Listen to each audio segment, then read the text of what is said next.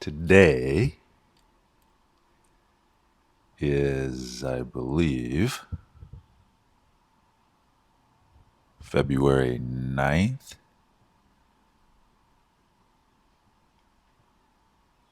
2024.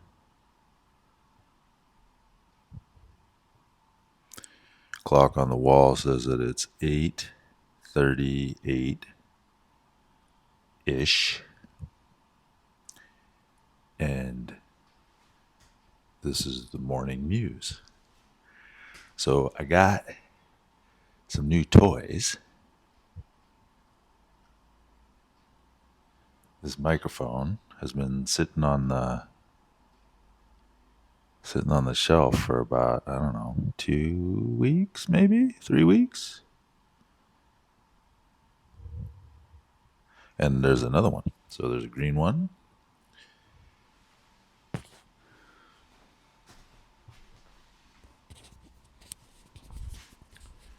And there's a blue one. So this is a live test of these things. I think I just got them configured. I hope we're going to find out. I'm going to spend this, what time did I say? So the general convention here, the constraint is 10 minutes. And I think I said 37, 38, somewhere in there. So 47, 48, we got to wrap up. And then we're going to find out whether these things actually recorded or not.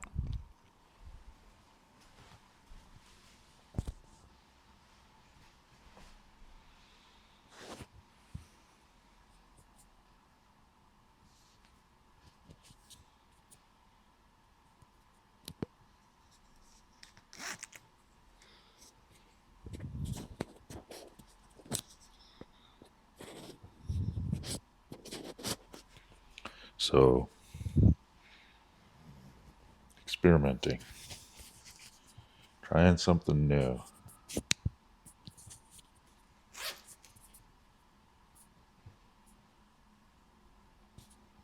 Not a scientist.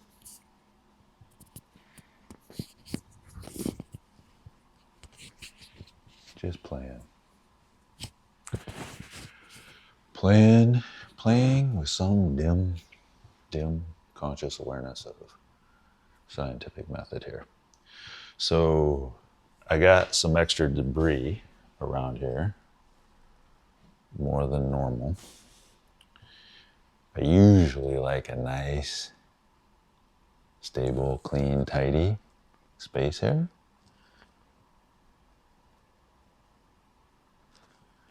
To play. I mean, I guess I always do. When I come into this space, I always really, really appreciate it's relatively clean, relatively orderly. Allows the mind to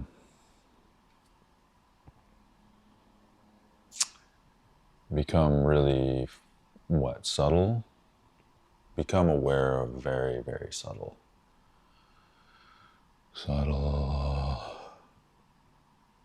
sensations? It makes it, there's such a cacophony usually of thought. A friend of mine, I sent an image of some of the work that I did this morning to a friend of mine, a couple of them. And one of them came back and used a little emoji. I think that's what those things are called. A little emoji of, it's a representation of a flame. And the comment was, prefrontal cortex on fire. So it's just a picture of this page here.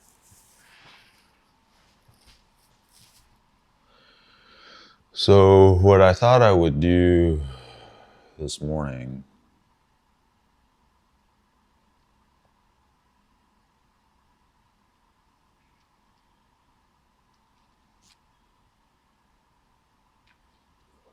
is talk a little bit about audience. So, and I want to talk about it in the context of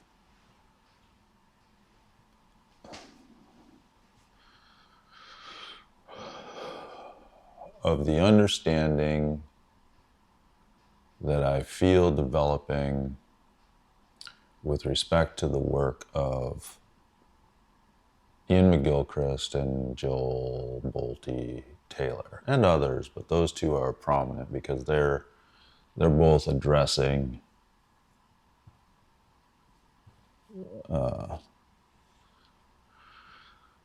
they both address the brain function, neural activity, very subtle. I guess that's what it is. It's the becoming the understanding of what is happening in the neurophysiological creature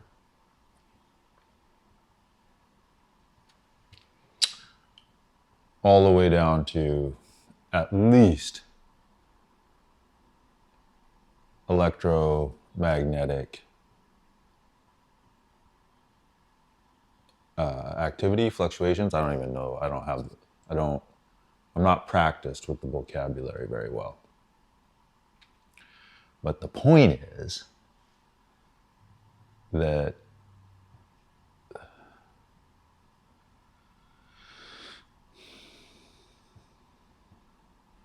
at least one of the things that both of those professionals, I almost want to cry when I think about what they've done with their lives. The work that they've done to explicate and elucidate very, very subtle phenomena that occur probably in all human bodies.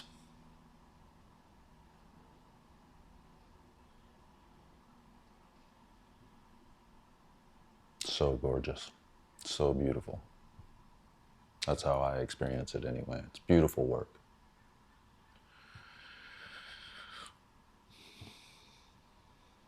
It allows for the apprehension of reality at a very subtle level, which, by my way of thinking anyway, allows for a mitigation of just astonishing mitigation of pain and suffering.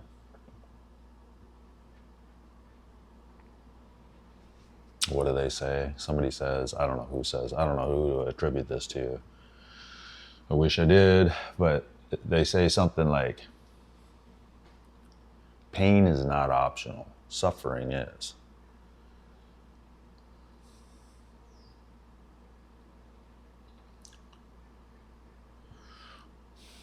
But I have to, when I say that out loud, I have to immediately caveat that and say that suffering probably only occurs, I don't know for sure, probably only occurs in this waking state consciousness. And it has to do with the meaning attendant upon the subjective experience of pain.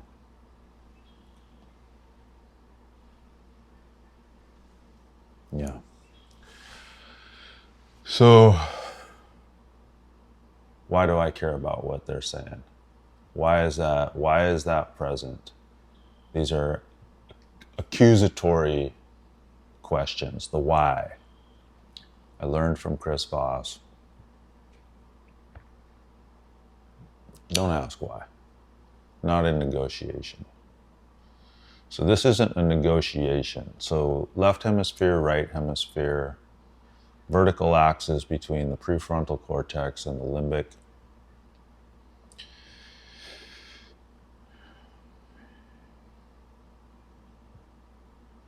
It is a negotiation in the sense that in the sense that a negotiation is a form of navigation. Navigating what's happening today. But the why, the speech, the patterns of speech, the intent underneath the speech, I don't know. See, this is the wandering. So where are we going? We're not necessarily going anywhere. Just present, appreciatively present feels enough in this moment. There's so much to say, so much to share, so much to do, and already past the constraint of time.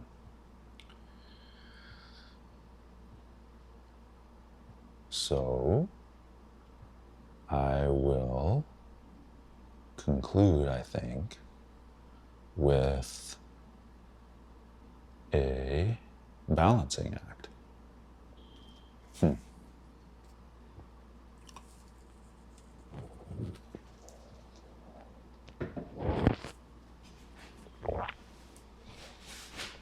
Put the balancing slippers on.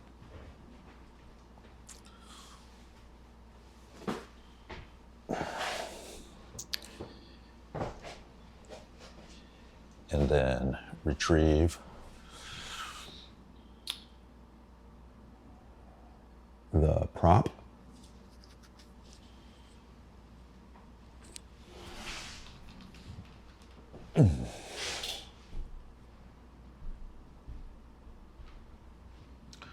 Never learned to ride a unicycle yet. I don't think. I might have managed to balance one.